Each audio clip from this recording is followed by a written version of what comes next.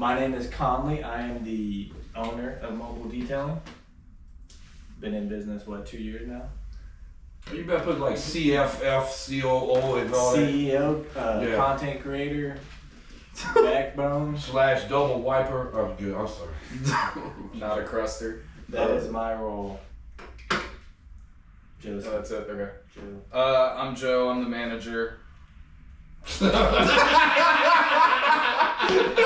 I guess I've been since 15, 16 in the car industry? Same as you?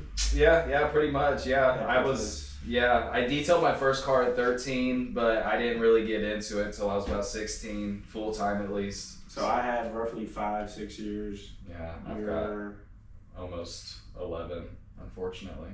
Unfortunately. Tex-Mex? I'm Tex-Mex. It's 2025. I've been in the detailing industry for about 3 weeks now? 3 weeks? I have a little bit of experience of back in the day, working with a friend, just cleaning up some cars and getting ready for an auction.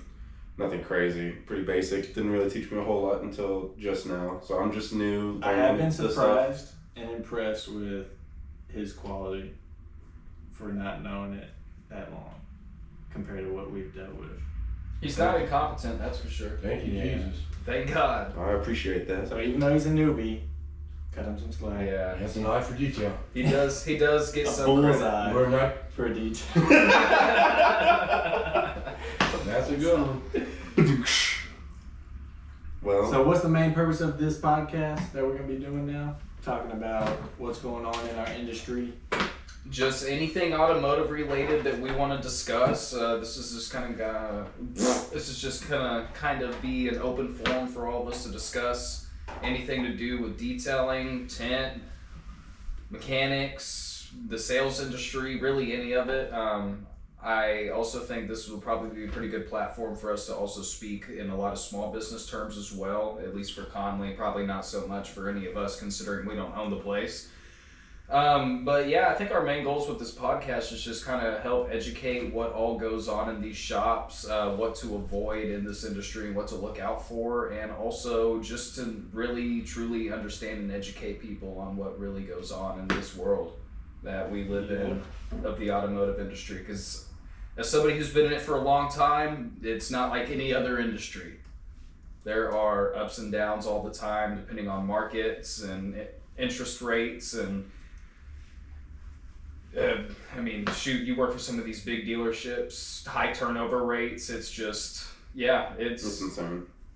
It's an up and down industry, but we love it. We've been in it for a long time, and we love it. So we're here, and we're just gonna be talking about that mostly. Our industry is valued at $14.7 billion. That's pretty good. Wow. There's a piece of the pie anywhere. Yep. Did you see the latest, what they said the aftermarket, the accessory was, along with detail and everything? That is like, I think, $580 billion. I would believe that accessories are where the money is for sure. I mean, it's so easy to upsell small stuff like that. Aftermarket, like roof. Even like little shit, man. Fucking WeatherTech floor mats, a little aftermarket lighting stuff. We have thought about wanting to offer that stuff. Yeah, absolutely. We just have to get, like Turn 14 type of thing. Turn 14 is a distribution company for all different types of accessories and auto parts and things like that. They're great. We have to hook up through Urable. We do. Shout out to Urable. We can waive, what was it, like $3,000? Yeah. Sign up fee? Yeah, something like that. If you're a Urable customer, you get that for free. If you Shout out to purchase Urable. something within 90 days. Not sponsored. Not sponsored. But yeah, we're just gonna bleep that whole thing out since we're not sponsored. It's gone. What is your first topic?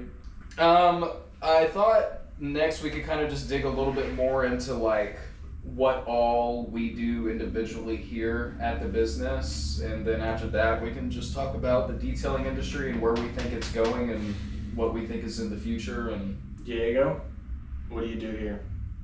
Whatever boss man says, honestly. Good answer. Yeah, honestly, I mean, so far just learning as much as I can with what you guys have to teach me.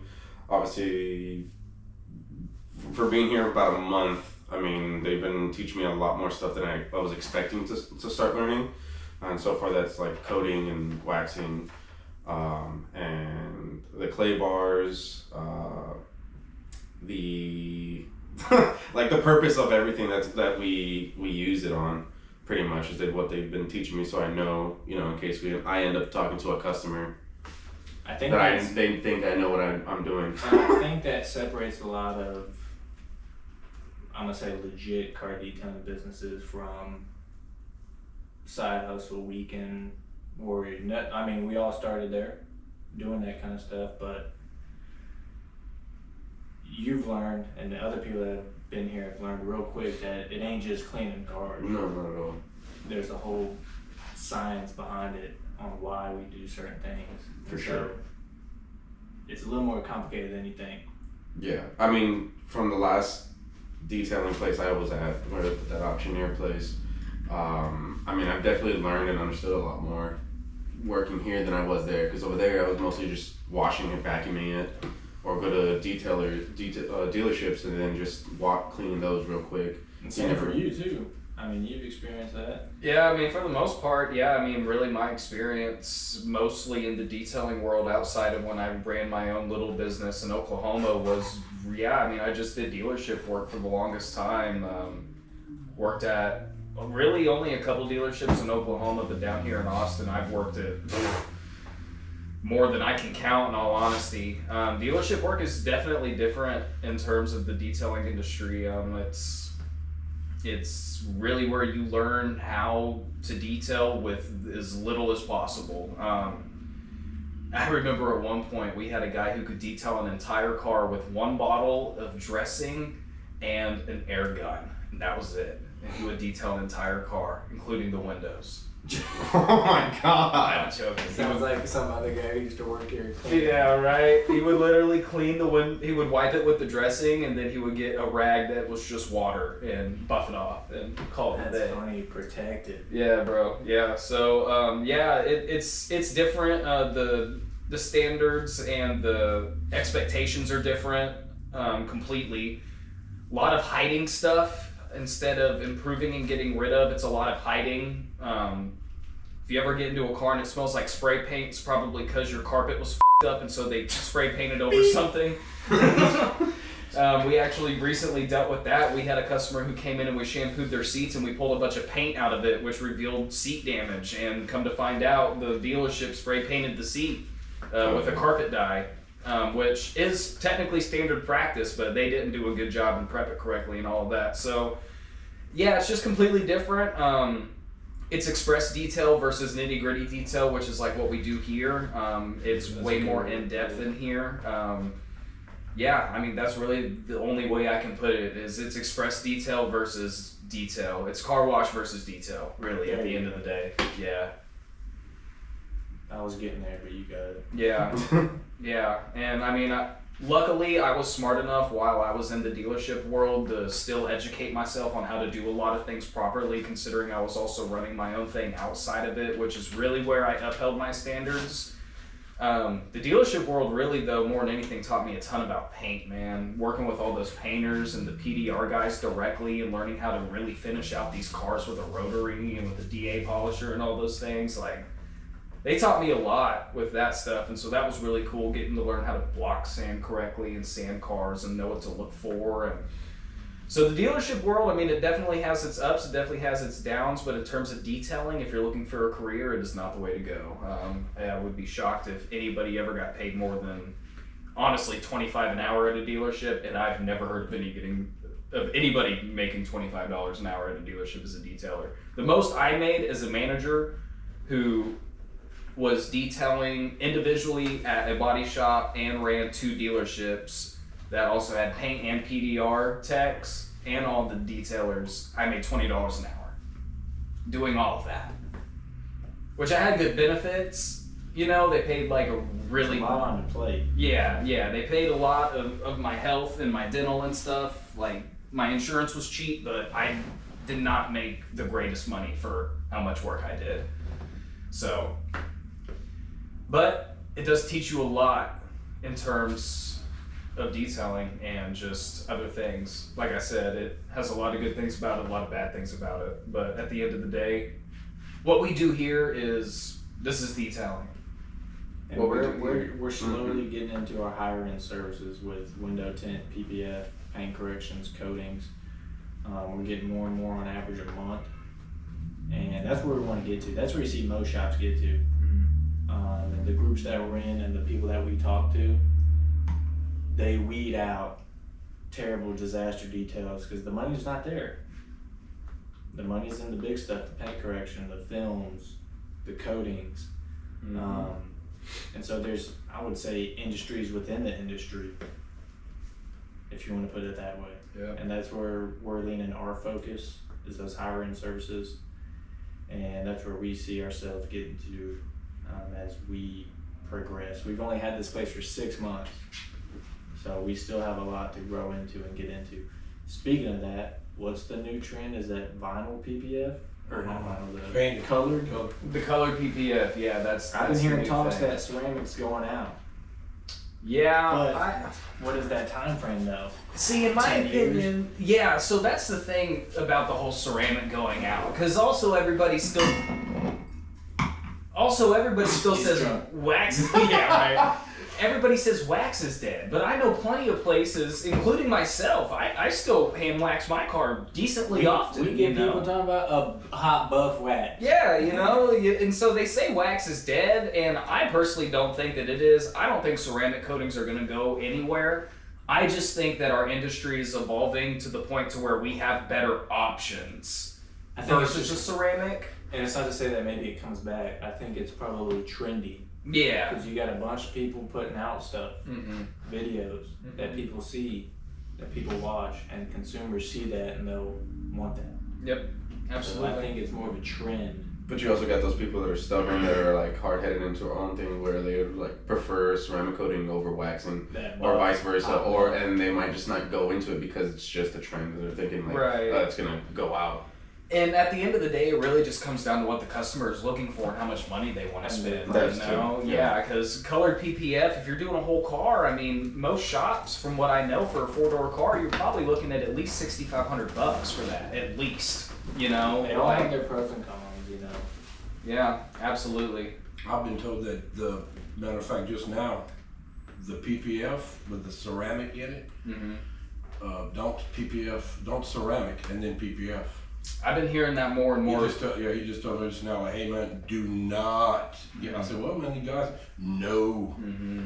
You do the PPF, then you put the ceramic on top of the PPF. I've been hearing that more and more Special guest recently. window tinter. And I'm sorry. Chiming in. Sorry. I forgot. I really forgot. Hey, you forget. Yeah, Yeah, we just we're talked. just talking. That's all it is, man. I've been curious though, because like in my mind, PPF, if it is a porous self-healing film, how is ceramic gonna last near as long as that as it does on paint? Because it's made to bond to clear coat, not to a film. I don't know much about this topic, but I would assume that it's not gonna last near as long. I would think it would because let's just say that outside I had a bottle of that some old material that was just given to me. Yeah. It fell out the truck. It's on the ground.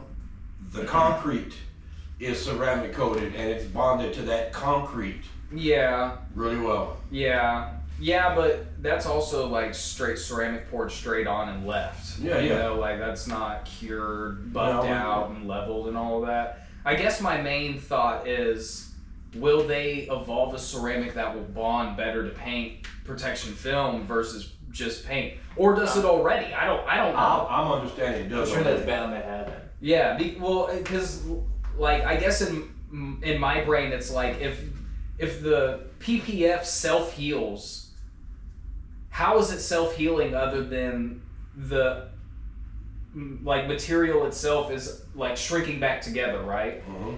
Ceramic coatings are hard; they harden over time. So if it's sitting there crinkling over and getting tighter and tighter, I is that think- going to make the coating not last as long? I think it'll protect. It won't have to self-heal. The Coating will do a good there you enough go. job. The coating will harden and cover what would be a scratch that would need to self-heal.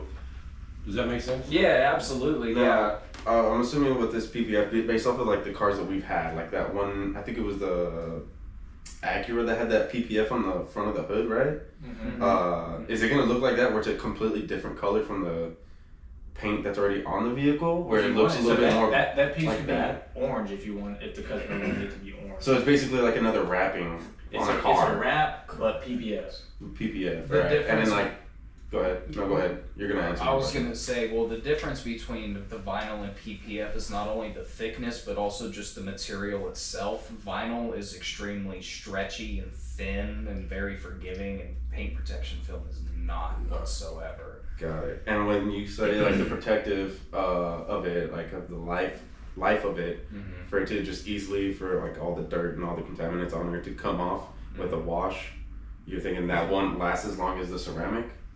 I was saying I don't think a ceramic coating would last as long on PPF versus a ceramic coating on top of just paint. Oh, okay. No, I get it. Yeah. Okay. That's what I was saying. That's where my mind's always been. I haven't researched into it well enough to know. I don't have any facts saying one way or the other. And that's just always where my mind has been. Just because I don't know. I've coated over paint protection film before, and it still beats up, acts like it should, but I don't know if it's lasting as long. Is really all I was saying. Which, what you're saying also completely makes sense, but sometimes I don't know, because like a branch hitting a ceramic coating still scratches the paint, but a branch obviously scratching up against paint protection film, the paint protection film would self-heal. So would it scratch through the ceramic coating into the paint protection film, and then the paint protection film would self-heal in that area, and then the coating is gone in that area? Or is the coating still there? I would think the coating is gone. That would make sense. Yeah, And the okay. paint protection But will just would it- heal itself, but it'll just look off. But pause though, would it even have the capability to heal itself? Like you think what if that bond is too tight I didn't think about that. I don't know. with the coating that's on it so it doesn't want to pull because there's that bond? I don't know. Does it So you're harden that saying like much? basically scratch I don't think it hardens Is that what you're saying? that much. I don't think it would harden that much, but I don't know. I don't know. Every coating is different too, so that's another big thing. It depends on what coating you would use, I would feel like too. If you're using the CCI Advanced versus the bead maker or something, well, I guess that's not technically a ceramic, but you know what I'm trying to say here. I just feel like it would really depend too. Maybe that's something we should try to do a little Mythbuster video on one day. Go get a hood from the pick and pull and PPF it and do a few test spots and see what happens. Would you think some of the PPF would get damaged with any different type of ceramics? I've never heard of a coating damaging PPF personally. No. They say they make ones that are like for vinyl and PPF and all that. Geon supposedly at one point came out with a PPF coating, but I think it would just be easier to install if it's tailored towards that. Yeah, compared yeah. to a different one. let me you pull it up. You have the computer. Pull it up real quick, because I'm Yeah. pretty sure. that was the whole reason we did all this. Yeah, look up. PPF coating? Yeah, PPF coating. I'm pretty sure that they had. Yeah, I was gonna say. I'm pretty sure PPF had a. Oh my God, PPF had. Geon had a PPF coating. Because I was gonna say, when I worked at Tint World, I tried to order that one time, and then it just disappeared from their website. See, they say it's designed to extend self-healing while also maintaining the hydrophobicness. Because I know most paint protection film also has slight hydrophobic properties from it, just because it has higher surface tension than paint does. The 5-year does not have ceramic in it. The 10-year does have ceramic in it. In the PPF. Is that the difference? Yes, sir. Interesting. If this is Get a little tailored, closer, I feel I'm like not it's gonna easier to install rather than you take this. Yeah. This may be harder on the PPF than the paint. Maybe. Yeah, maybe we can order a bottle. Seriously, just do a few test spots with a few different ceramics and see what reviews. happens. Dude, that has to be new, I'm telling you. They came out with it, pulled it off the shelves, and then I guess they brought it back. Because I remember when they came out with that, and then I tried to order it when I was working at Tint World, because we use Geon products, and I couldn't find it. It just like disappeared one day. And I know at one point they were also selling their own brand of paint protection film, but you could only buy it in, I want to say, Europe. Like you couldn't buy it in the United States. Less than 12 months. Or no. I mean, yeah, that's what that means. I believe in that. Just No. Oh. The pH tolerance is only up to 11? Wow. And that looks like a different applicator. Yeah, that's one of the block and suede applicators. That almost looks like the same. But here's the thing bottle though, and we don't know if everything. it's just the same stuff in a different label. There you A lot of the car detailing stuff is like that. Oh, absolutely. Look at Chemical Guys. Yeah. Yeah, I mean, absolutely.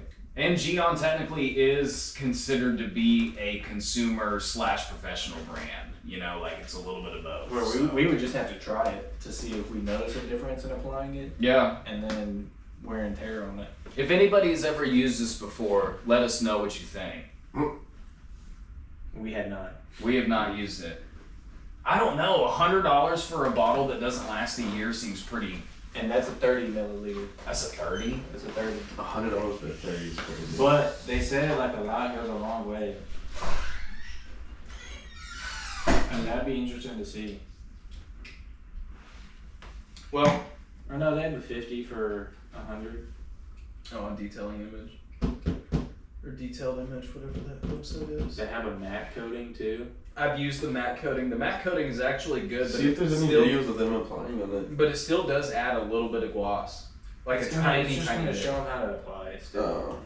They're not gonna be testing it Oh. or anything. I put the matte coating on a matte Hellcat charger once, and it's really good. Still keeps it matte. Matte enough. It adds a little bit of gloss, but once it cures out, it's not that bad. Does it look like just a clean, brand new piece of matte? Pretty much. Yeah. The only thing that sucks about matte, as I'm sure you know, is there's really no way to prep it for a coating other than you just gotta clay it and alcohol it and send it. You cannot buff it. Never ever buff matte or satin paint ever. Mad or satin? Matte. Oh. Matte finish. Matte or satin paint, you never put a buff or two. Ever. Ever. Scratch the hell out of it. No, it makes it shiny. And it's not made to be shiny. Got it. You don't want it to be shiny. Because it's matte. It's matte, damn it! Alright, so, Yeah. this is something I want to bring up. This is something that I actually do want to bring up. Just in terms of, like, the topic of, like, where we think our industry is going and all of this. Which I have a few opinions on this topic, but what do you think about, and I'm just going to put it this as broad as I can, but people in the automotive industry, whether it be mechanics, PPF installers, window tint installers, detailers, anything like that. These people who come in and undercut the market by so much to where everybody else. Yeah, it's still going. I don't know where that ended. Well, we'll find out now, won't we? Well, anyways, like we were saying, but yeah, I mean, it's interesting, but yeah, I mean, I definitely agree in the fact that you do need to start lower whenever you're first getting into, especially this business, man, because a lot of people really do undervalue the work that we do. As bad as it is, but you know, at the same time, I guess the world has really come to focusing on, if it's not a 4-year degree type of job, that it's probably not worth any type of investment. And I've seen people, it's never happened to me, where they send a quote and say it's $300 for their thing. Some customers are like, that's $35 an hour. When you think about it, I'm not going to be paying you that. I don't even make that, and I'm a assistant manager at a health care clinic. Yeah, or whatever, yeah. And like I'm gonna say envy that. Yeah. I mean, it's, I've seen that and I laughed at that. Yeah. If somebody shared that. At the end of the day, if value is absent, you're never gonna sell, but I mean, a lot of people just don't value what we do. It's And also a lot a of luxury. people. Yeah, a lot of people really think that it's just getting your car cleaned. And another big misunderstanding I feel like is, you know, a lot of express car wash shops and things like that. Like for, you know, and I'm not gonna call out the business, but there is a large express detail shop in Austin that calls themselves a detail shop, but it's a tunnel car wash, and then they clean out the interior, hand dry it, put tire shine on it, clean the windows, you know, express detailers. And a lot of people, when they come to our shop, they think that It's the same service. they think it's the same thing, when in all reality it's not. They get hit with that price. We're not only paying our guys more money, we are also a small business, and not only that, we're not using these super cheap caustic chemicals on everything. We're hand washing, hand doing everything, no tunnel to mess up your paint. And a lot of people just don't see the value in that, which I understand, because a lot of people are not raised the way that we were, in the fact of your car is an asset and you should take care of it as such.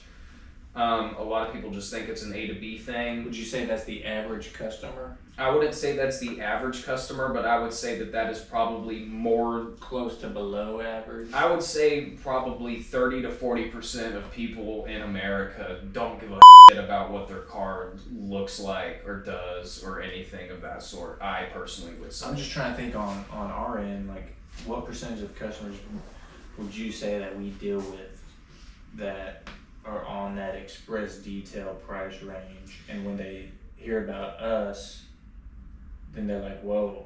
Here, honestly, Not that often. No, I think you catch it more in Austin than Yeah, anywhere because we else. don't really have anything other than that one place. Yeah. We don't really have anything like that here. And It's- from what I've heard, they're still better quality than some of those other places. You know, It's from what I've almost, heard. it's almost flip-flop. Like, I've seen more of a trend of, like, people waking up Yeah. after they get done with our services. They're like, whoa, Mm-hmm. I kind of see why now. Yeah, It's absolutely. been almost a little bit opposite. And at the end of the day, it still comes down to the fact that there are also customers where you're never going to make them happy. And we Yeah. ran into that a few times here. I've ran into it a lot. I've never You'll had run it into happen. anywhere, man. Whatever. I've never had it happen until moving into here. Yeah, true that. True that. Yeah, because they But- couldn't come find you. Never had But- issues. Honestly, I mean, that's just how unfortunate people are nowadays. I mean, there's some people out there that are just never happy with anything. So, I mean, Very true. that's their own personal problem. We're not bashing customers. We're not. But at the end of the day, you can't make everybody happy, and that's another thing that you genuinely have to accept when you get into this. Every business deals with it. Yeah, every single business, no matter what you're in. Especially anything customer service related, you can relate. I mean, Yeah. you cannot make everybody happy. Even if you're a consumer, if the person's having a bad day, stuff happens. You're gonna have a bad day. It is bound to happen. Absolutely. One It's star the unfortunate reviews. part. So where do we see ourselves in 5 years? Where are we going? What are we doing? As Mr. Mobile Detail, Buying a house. Diego's gonna be a cop. I don't know. We'll see.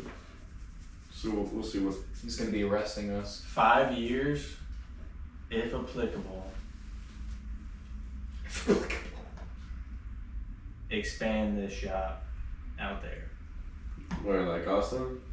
No, make it bigger. Oh, just okay. Make it bigger, or build something. For me, business sake wise, everybody that works here, I would want them to make a comfortable living, enjoy what they do here, and it not feel like a job. Right. I mean, in my opinion, we're kind of like already almost there. It doesn't feel like a job to me. We're almost there. Secondly, higher ticket services to where we're doing mainly coatings, paint corrections, all that, because we do 2 a week, 3 a week. That's equivalent to doing 20 details. Mm-hmm. So moving into that range, and then I mean, dude, just being the best one in this area. That's all we can do. Yeah, man, we already are. That's Me too. subjective, but yeah. And then get a sign. Yeah. And then get a sign. That'd Get a probably big be sick. billboard. That'd probably be Best sick. detailing in Bastrop. I don't think within the 5 years any expansion anywhere is gonna be there yet. I'm not worried about that. Unless I go get a big loan. Why would you get a big loan? So I can buy into the business. you don't let them buy you If the out? opportunity presents. No, I'm not gonna buy him out. I ain't got that kind of money. I'm gonna go get a loan. That's where I see this in 5 years. Right. Well, I definitely see all of us growing this business a lot more. It would really be nice if we could. I really like the idea of having low number, hard-working employees that make a lot of money versus a lot of employees that don't make good money. Uh-huh. I love that idea a lot. That happened quick. Everybody knows that. Oh wait, speaking of. Yeah. Anyways. Tex-Mex, you're fired. That happened in the first 3 months. Did y'all say something about you give away a free tent job before you get go? Oh yeah. With every let go, you get a free complimentary in-house window check. Yeah, your severance. Hey, you already got the brow. It's like, hey man, you want a free tent from Mr. Chris? That's when you're sad. Diego already knows the day you say, "Hey man, let me take your truck." Is there anything else on that list? Not really. I mean, unless I didn't know if I put on there if y'all wanted to like get personal and like explain Yeah, like how who you you got are, into detailing. how you got into detailing, I live here. why you do it, what you love about it, We ain't gonna talk about all that. your expertise in it, what you think you're the best at. Making jokes. I mean, you worked at the Express, right? Or you've been all over the place. I've been all over the place in this shit. Yeah. I got into this because I worked at Express Washington High School. Did mobile detailing with the other guy. I'm sorry. He moved out. People still knew me because this is a small town. People still knew me because I basically was the face of that one. And then I was like, you know what? I ain't making money with what I'm doing now. Let me just start this back up and see how it goes. And Rest now, is history. huh? Rest is history. Oh, I thought you said something about a sister. Now in 2 years, we're sitting right here. And I mean, that's not bad for. Diego knows, Tex-Mex knows nothing. Yeah, I mean, pretty much. He's fresh. Fresh. He's Fresh. Hey, what does a clay bar do? Yeah, well, yeah, you haven't answered that still. Yeah, I have. What I said it removes?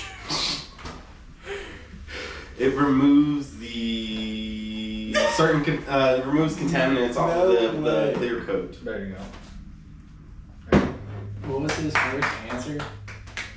I don't remember. It was something about it removes clear coat, and I was like, no, it doesn't. It doesn't remove clear coat. That's funny. Bleep that one. Yeah. I was like, no. Do you have to? Keywords have to buff a car before you ceramic coat. What's your opinion?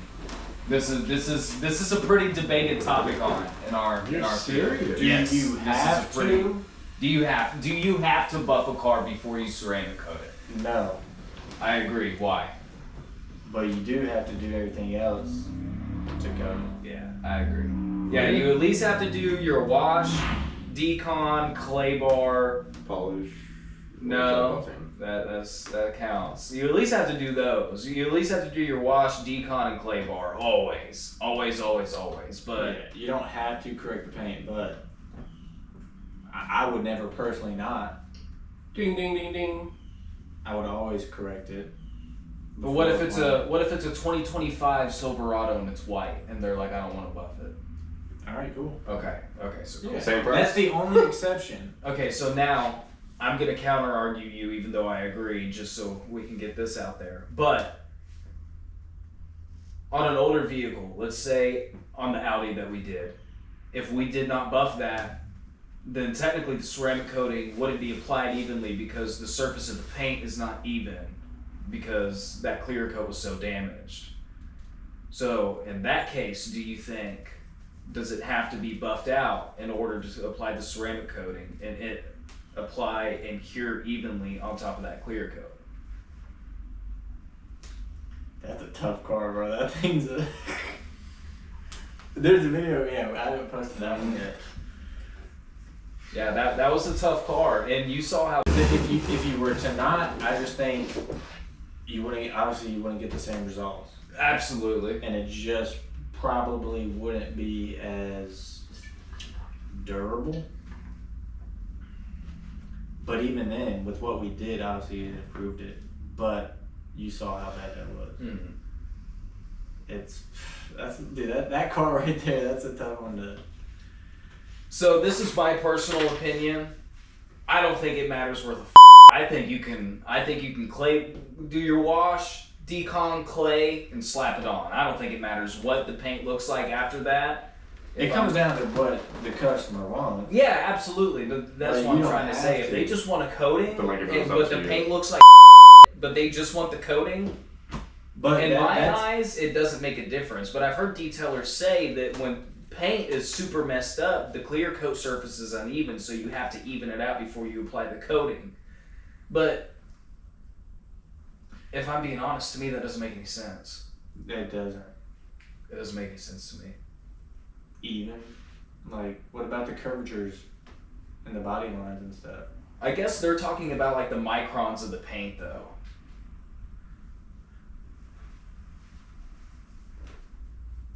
I don't think it matters. There's bound to have defects already in it Exactly. from when it gets sprayed. You're never gonna have a 100% perfect car. So no I matter don't think what. that matters. I don't give a fuck. Yeah, But that's where you just have Be in to. the tent. You Yeah, just have right. to talk to the customer to know, and they're on the same page of like, we will coat it and not do anything, but don't expect it to be as shiny and all that stuff. Because I don't know if the customer thinks, oh, I don't need a buff coating. Now let me ask you this: do you think it will last as long though? I do. I do think it would. I would say technically yes, because you doing that, I don't think has anything to deal with it. I agree. Because this is, in my eyes, if the surface of the paint is not even when I put that coating on it, that coating is still gonna fill every porous, whether it's even or not. Yeah, but I don't know. So what does it fucking matter, right? But with the older car, where the clear coat is more damaged, would you think that even a light polish to level off some of the surface stuff, even though we've clayed and all that, do you still think that there's some stuff in the top of the clear coat? To where then if we were to do just a simple polish to kind of just hack off a little bit, that So- it would bond better? So you're almost saying like we didn't remove enough contaminant in the wash, and so we're using that as a source to remove the rest?